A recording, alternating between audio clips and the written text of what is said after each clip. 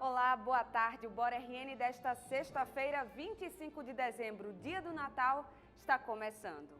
E hoje é um dia importante também porque, nesta mesma data, em 1599, era fundada a cidade do Natal. Nesse dia foi celebrada uma missa na primitiva capelinha de taipa coberta de palha. Hoje, Natal completa 421 anos. Parabéns à nossa bela e acolhedora cidade. Vamos agora às notícias. Hoje tem matéria especial sobre o trabalho de um profissional de saúde ainda pouco conhecido, mas muito importante e que se destacou em casos graves nesta pandemia. Vamos falar também sobre a Covid em cachorros. Será que eles transmitem a doença para nós humanos? Protocolo para retorno das aulas presenciais na rede municipal é publicado pela Secretaria de Educação de Natal. Volta dos alunos será por etapas. E ontem, na ceia, você exagerou na comida? Hoje temos reportagem com uma nutricionista sobre os famosos detox do dia seguinte. E uma entrevista ao vivo com a bailarina do espetáculo Um Presente de Natal, que estreia hoje, no formato virtual. O Bora RN está no ar.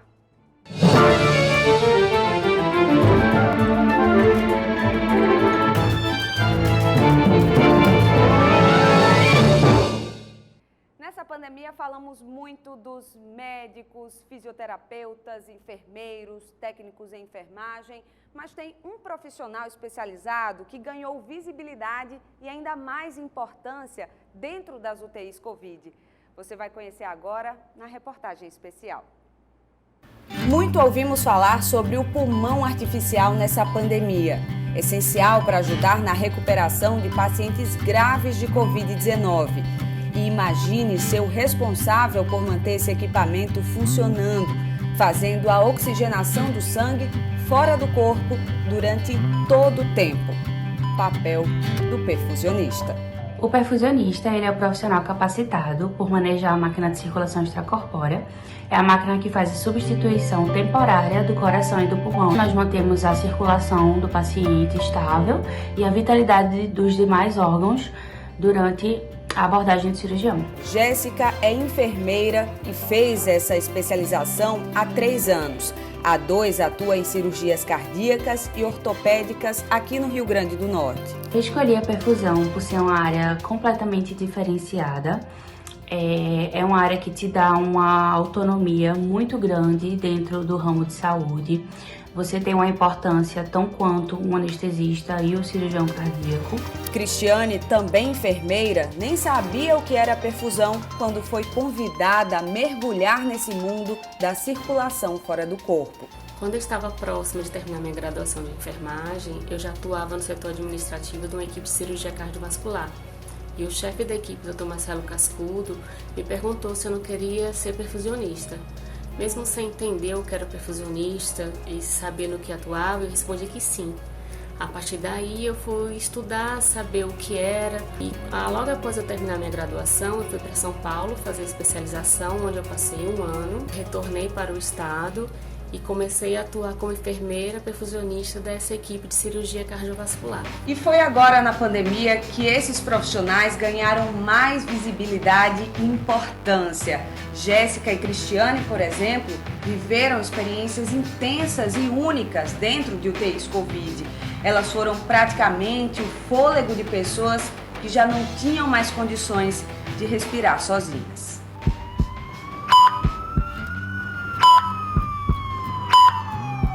É muito incrível você saber que você está sendo o órgão de uma pessoa, ajudando tão diretamente nesse procedimento. E quando esse paciente se recupera após a cirurgia e você vê que ele está pronto para uma nova fase, é uma sensação maravilhosa de dever cumprido. E mais que isso, vão levar para o resto da vida ensinamentos e sentimentos que só afloraram em momentos como o que elas viveram dentro dos hospitais. Eu dei um plantão específico para um paciente que estava em assistência circulatória mecânica para o pulmão, ele estava em ECMO, estava na UTI. Quando eu cheguei nessa UTI, eu vi que todos os leitos estavam ocupados. E eu parei para refletir uns segundos que devido a essa doença, esses pacientes não poderiam receber visita dos seus familiares. E o quão difícil para essas pessoas, para esses familiares, esses amigos, esses parentes, estava sendo difícil deixar os seus entes queridos ali, nem sequer ir visitá-lo, nem poder vê-lo, nem poder fazer um carinho. E me fez refletir que, como profissional da saúde, o que eu poderia fazer para amenizar o sofrimento dessas pessoas, não só dos pacientes, mas como também dos seus familiares.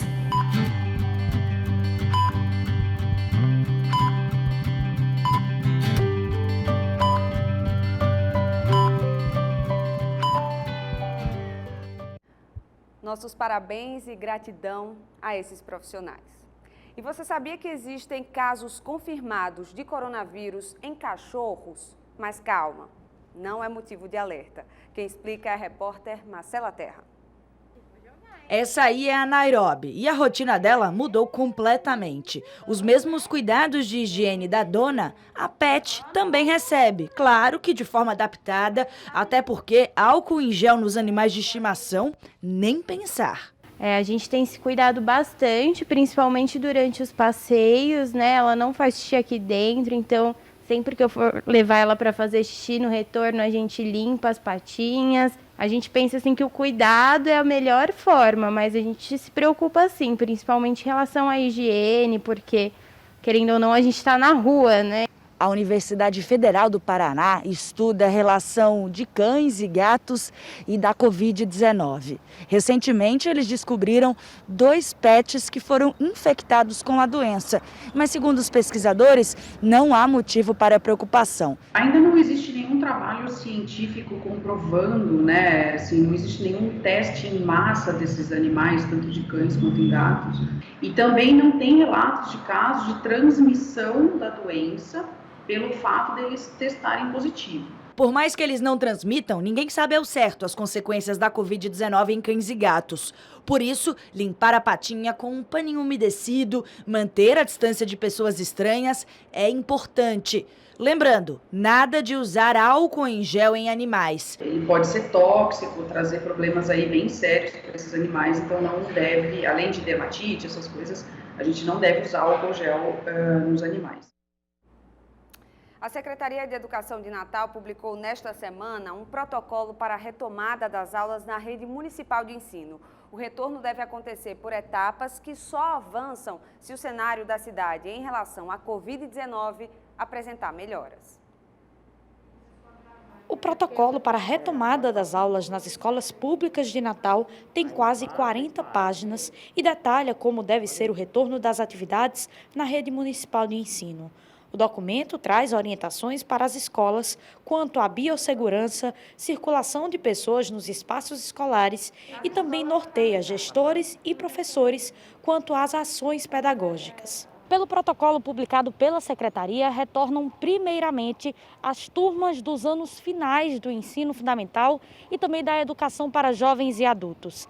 Em seguida, é a vez das turmas dos anos iniciais do ensino fundamental. Na sequência, vem a pré-escola e, por último, retornam ao ambiente escolar as crianças das creches municipais. Nós não podemos fazer uma volta com todos os alunos de uma vez, né? Então, o retorno ele será gradual, exemplificando. Os alunos do Fundamental 2, eles voltam, mas, mesmo assim, cada turma irá receber 1/3 do número de alunos. Dentro desse 1/3, eles terão as aulas presenciais e também aulas não presenciais. Os outros que ficam em casa ficam tendo aulas não presenciais, assim como atividades também não presenciais. Na outra semana, retorna a outra turma.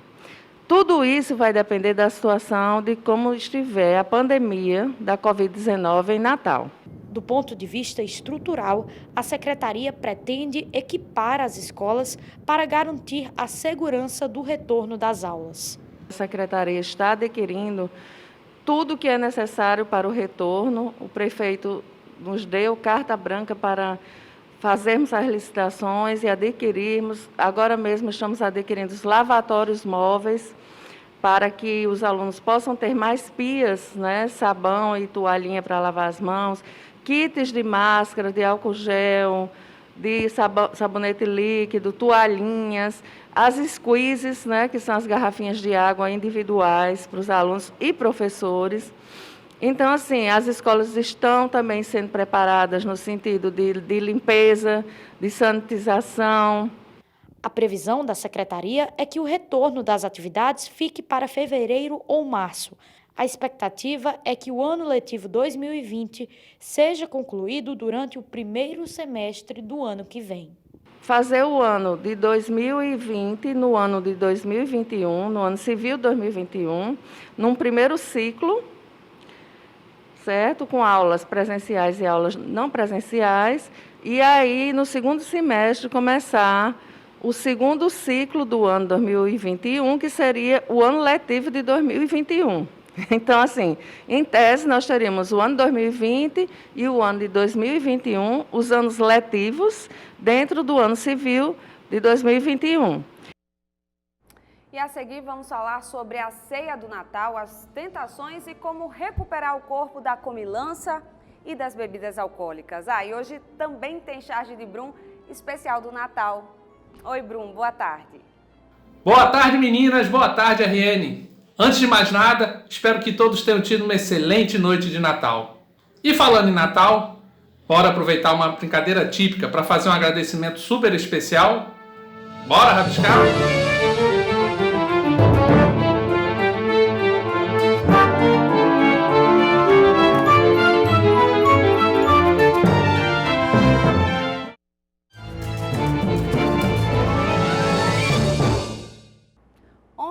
Noite de Natal, você exagerou na ceia? Faz parte, afinal fica difícil resistir e se controlar diante de tantas tentações.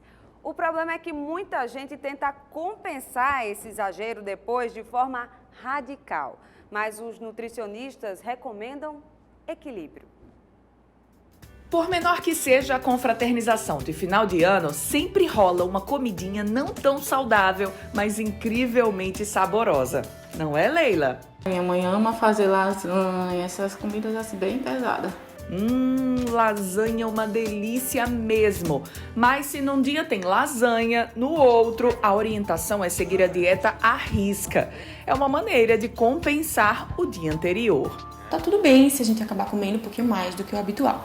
Mas no dia seguinte, a primeira coisa, vida que segue, rotina normal. Aumentar a ingestão de líquidos, de água, principalmente porque nosso corpo ele tende a reter muito líquido quando a gente come mais açúcar, mais sal, por causa do sódio. Se puder incluir chás também, como chá de cavalinha, chá de carqueja, que são chás mais diuréticos, a gente pode também atuar aumentando a ingestão de frutas, de salada, de vegetais que vão trazer mais saciedade e vão fazer com que a gente evite estar comendo mais besteira no dia seguinte. O consumo de bebidas alcoólicas também aumenta muito nesse período do ano e não há problema em celebrar com moderação, ainda mais em tempos de Covid-19. Mas há alguns truques para driblar a desidratação durante e após a ingestão de bebidas.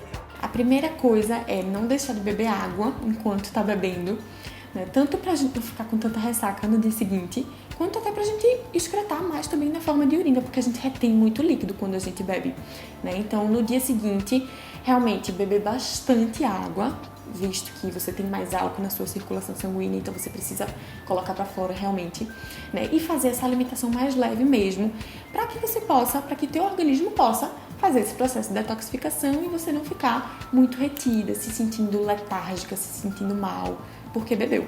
Melhorar a alimentação e ter uma vida mais saudável é uma das principais metas de ano novo da maioria das pessoas. E deve ser mesmo. Afinal, se alimentar de forma saudável e equilibrada é essencial para garantir a energia que o nosso corpo precisa, bem-estar e ainda ajuda a prevenir e combater doenças. Eu estava planejando já não para o início do ano, mas já para recente. Mas acredito que é mais a força de vontade minha e o grupo, né, em si, para tentar um ajudar o outro. O grupo que você diz é a minha família. é bom, é bacana a gente colocar essas metas, porque isso faz a gente se estimular mais, né? Então, eu sempre falo o seguinte, começar pelo básico, né? Começar ajustando a alimentação. O que eu preciso melhorar na minha alimentação? Se eu tô comendo muito doce, eu vou colocar uma meta de reduzir essa quantidade de doce. Se eu tô comendo muita fritura, eu vou reduzir. Então, se eu comia 5 vezes na semana coxinha, por exemplo, eu vou reduzir, vou deixar só para o final de semana. Atividade física. Se eu tô parada, já vou colocar a meta de começar. Se eu faço só 3 vezes na semana, vou colocar a meta de fazer mais 2 vezes na semana.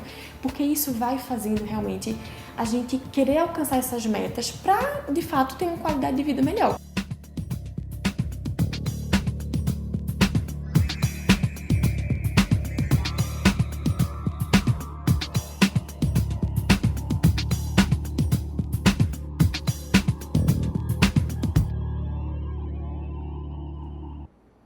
Falando em comida, cozinhar virou um hobby de muita gente durante o isolamento. Mas o que será que a gente pode fazer para o alimento que preparamos durar mais? Na casa da Adriana, nada é jogado fora. Por isso, o freezer está sempre cheio. Frutas, legumes, verduras, essas coisas que às vezes eu compro realmente para a semana. Mas mesmo assim eu comecei a congelar algumas coisas e as outras começar a colocar em Tupperware. As comidas prontas vão direto para a geladeira, mas não ficam aqui por muito tempo. Você tem o hábito de deixar mais ou menos quanto tempo assim na geladeira até comer novamente? Um dia.